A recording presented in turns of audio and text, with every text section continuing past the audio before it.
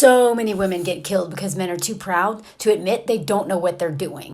And I didn't realize until just a couple days ago when I made that video that blew up, just how many times men have put my life in danger, not only because of their recklessness and delusional confidence or overconfidence or cockiness or whatever you want to call it, but them literally not knowing what they're doing and then being too proud to ask for help or even admit to themselves or anyone else, especially men, that they don't know. They don't know what they're doing. You know what's so crazy about this is that it's just been like an ongoing joke that men don't ask for directions. You know what though?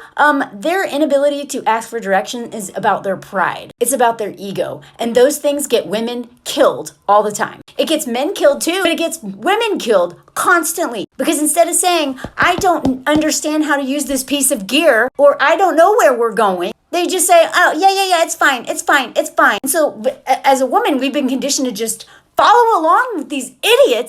And even though we don't feel safe, we just, we don't want to offend them. We don't want their little egos to get bruised. So we're like, okay. The whole time we're like, oh my God. So I had some memories come up just in the last couple days since that video blew up. I'm going to link it in my caption in case you haven't seen it. Of times that men have, I'm surprised I'm alive, y'all. And the thing is that climbing is not even that dangerous. Climbing is a very safe sport. The most dangerous part of climbing is men. Either men not knowing what they're doing and not being able to admit it, or men being delusional or overconfident, or men pressuring other men to do stuff they can't do. And so men are like, oh crap, I don't want them to think I'm a person. So they go ahead and climb something they got no business climbing, and then they get hurt. And then women have to come in and clean it up and take care of these guys because the men won't. It's their shame, it's their pride, it's their ego. And then us, we enable this crap because we're afraid. We're afraid to tell them, I don't think you know what you're doing. Or sometimes, we are safe to do that and we don't do it anyway because we've been taught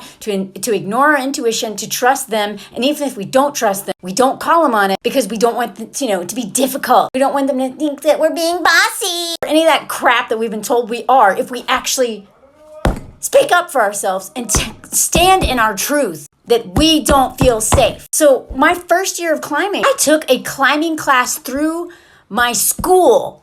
Thank God. I understood all the things in climbing instead of trusting that some man is actually going to teach me all the stuff I need to know. And then, so I knew what I was doing and I always had more to learn, but I knew the basics. And I'm out there climbing with a guy and we're using this thing called a gree-gree. And all it takes is one mistake and someone could lose their life. And this guy apparently didn't know how to use it, but didn't say anything. And he dropped me and he gained control when I was a couple feet off the ground. I almost died and I just blocked that out. Ugh.